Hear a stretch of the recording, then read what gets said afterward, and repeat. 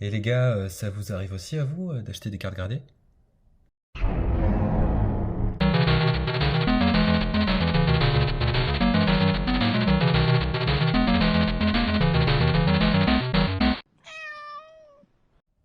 Salut à tous, merci d'être là. Aujourd'hui, je tenais à vous présenter les achats de cartes gradées que j'ai réalisés au cours de ces derniers mois, dans l'optique de compléter ma liste de 250 cartes rétro du format GOAT et classique.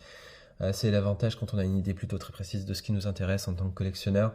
On peut se permettre de cibler vraiment de belles pièces sans partir dans tous les sens. Alors ça ne veut pas dire non plus que je m'en suis limité à ces quelques achats. J'achète aussi des petites cartes en loose, pas forcément très cotines et très rares, comme on le voit avec les communes derrière. Mais j'essaie de les avoir dans le meilleur état possible. Il y a aussi des affaires à pas louper et tout ça coûte de l'argent. On peut même dire beaucoup d'argent. Vous allez voir avec les 10 cartes que je vais vous présenter dans cette courte vidéo que j'ai fait certains choix financiers qui vont repousser mon prochain envoi de carte à grader chez SCCC Grading, donc veuillez m'en excuser. J'attendrai sans doute le mois de janvier ou février même pour passer une commande chez eux. Car oui, il est bien question de cartes passées par cette société de gradation française, CCC, adoubée par les collectionneurs français de Yu-Gi-Oh!, beaucoup plus largement que l'américain PSA. Mon top 250 inclut bel et bien des cartes US et un grand nombre, donc je serai sans doute amené à acheter du PSA aussi plus tard. Parce que vu l'état du marché rétro ici et là-bas, mieux vaut pour l'instant privilégier l'achat de cartes en français quand l'occasion se présente. Allez, c'est parti pour la petite vitrine. On y va crescendo. J'espère que vous verrez bien les cartes. Et on commence tout de suite par la toute dernière carte que j'ai reçue, le Chevalier épée. CCC 7, boîte de Tin Box CT1 FR. C'est le seuil limite 7, excellent pour intégrer ma collection. Comme souvent, c'est la note de surface qui pêche, un 6. Je vous montre le grade report qui va avec. Le recto est parfait. C'est le verso qui présente pas mal de rayures globales. C'est malheureusement attendu sur des cartes promo de ce type-là. À l'époque, elles n'étaient pas en sachet plastique en fait dans les tin box. Donc ça frottait avec le nombre des années, le dos, au niveau du dos, contre du plastique. C'est dommage, mais le principal, ma foi, c'est que l'illustration, elle soit nickel. Euh, un petit mot sur ce monstre peut-être, dans le format GOAT, c'est l'un des meilleurs dans son genre, dans les decks guerriers en tout cas. Pouvoir disposer d'un gros ton à 2000 d'attaque anti-flip dans des conditions faciles à remplir, c'est vraiment très chouette. Et puis il envoie juste du steak, hein, visuellement, dans cette rareté. Il est magnifique. Voilà, passons maintenant à la deuxième. Monster Reborn CCC 8, excellent near mint. Alors calmez-vous, c'est du LDDF Unlimited. Pour cette carte, pas besoin de faire de commentaires dessus par rapport à son utilité dans le jeu, vous la connaissez tous. Si on regarde le grade report, il y a pas mal de petites traces un peu partout, de légères rayures, voilà, bon, ce qui explique la note. Mais bon, ça se tient bien. Franchement, c'est quand même chouette. De mémoire, je n'avais pas cette carte en première édition à l'époque, puisque j'ai débuté avec Maître des Magies en 2003 et que j'ai mis du temps avant de pimper mon deck. Mais on reviendra un peu sur cette carte à la fin de la vidéo, vous verrez pourquoi. En tout cas, elle se tient bien. Allez, je passe. Un tornade de poussière, CCC 8,5. Serviteur du Pharaon, première édition. Là, on commence à causer au niveau des notes. On parle de vrai near mint, proche du 9.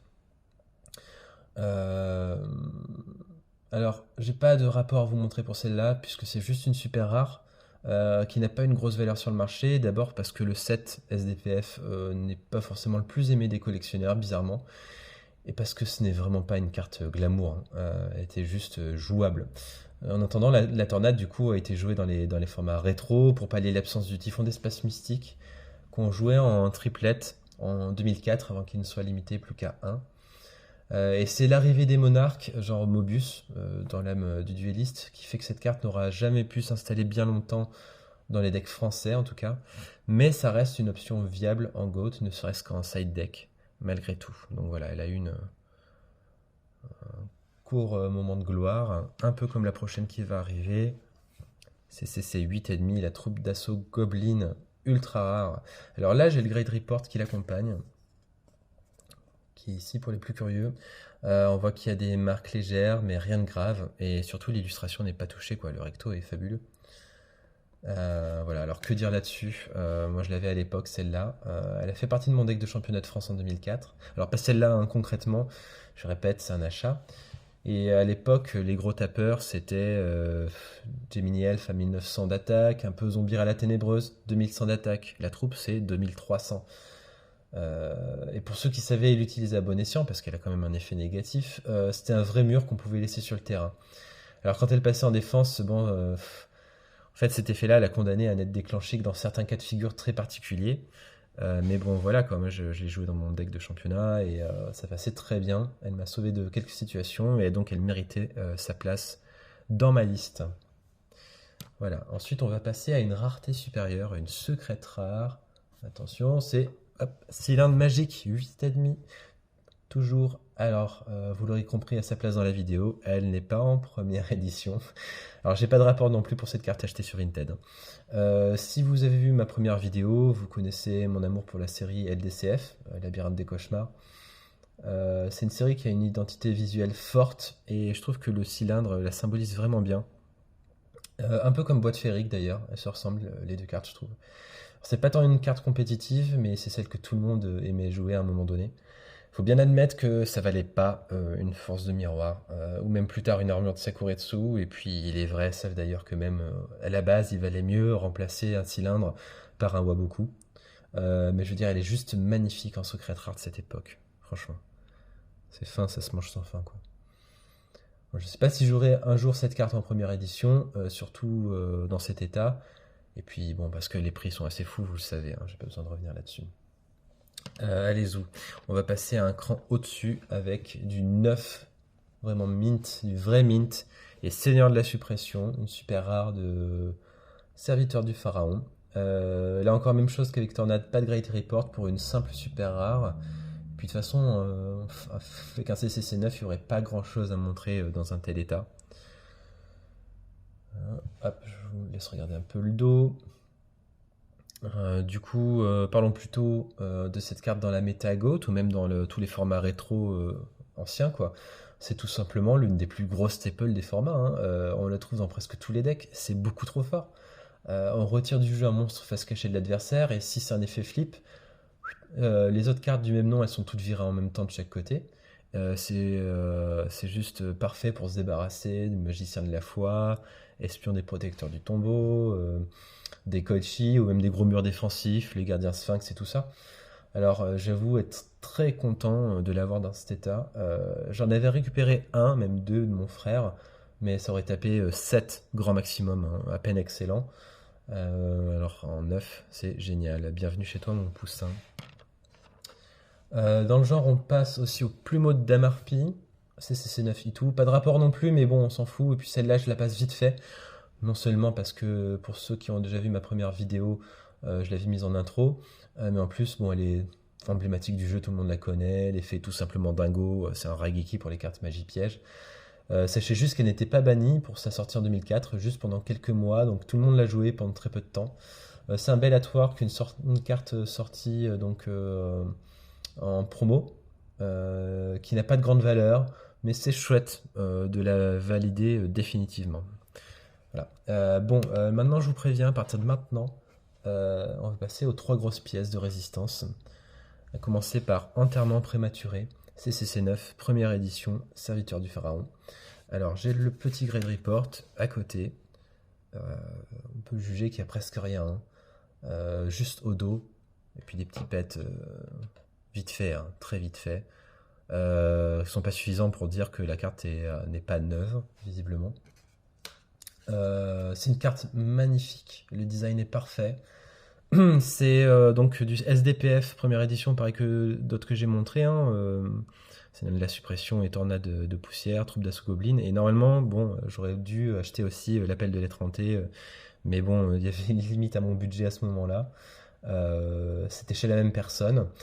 Son effet à cette carte, il est très puissant et plus équilibré qu'un Monster Reborn.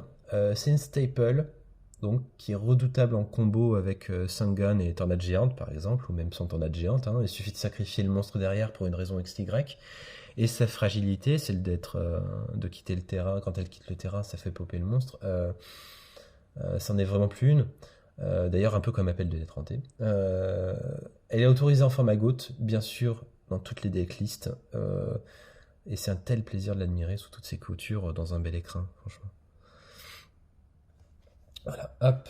Et on peut faire mieux quand même. On peut faire mieux avec un duo de délinquants, CCC 9, Maître des Magies, première édition, bim. Là, niveau valeur, on vient quand même de franchir un cap, hein. Alors, je vous montre le rapport.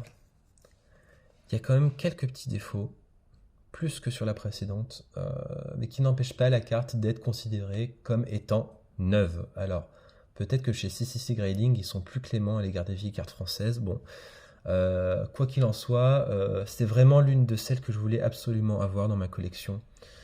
Et c'est fou de l'avoir entre les mains dans cet état, enfin, entre mes mains dans un boîtier, mais bon, vous comprenez quoi.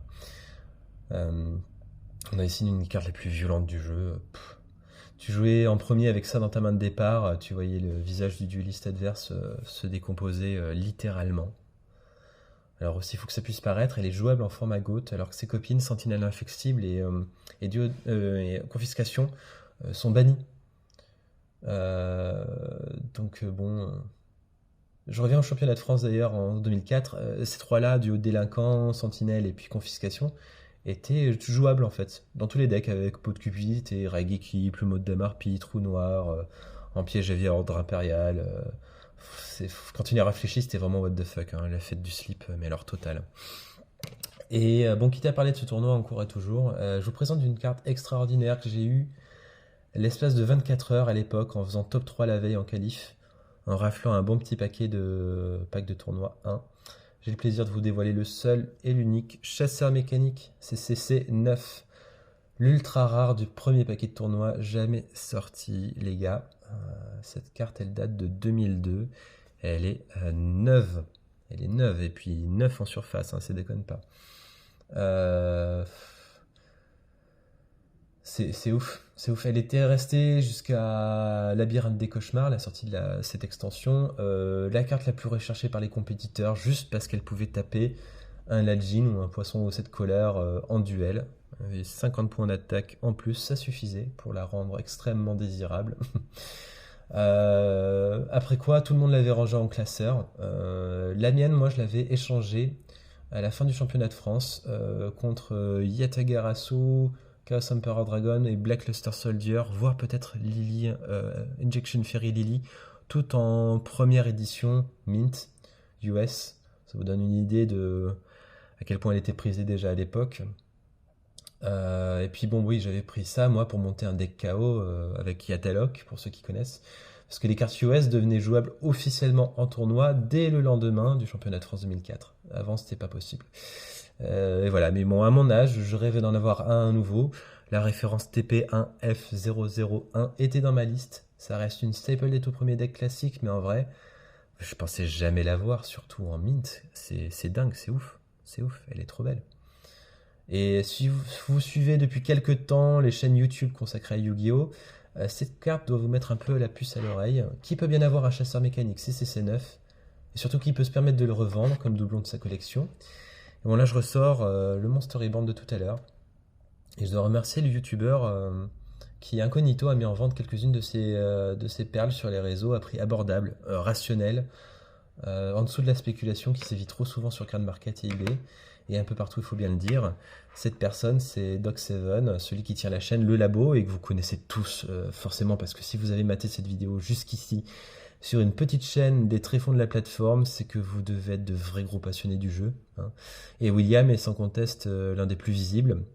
C'est le chasseur qui l'a ouvert en vidéo il y a quelques années, et qui faisait partie aussi de son premier envoi, je crois, chez CCC Grinding en même temps que Monster Reborn.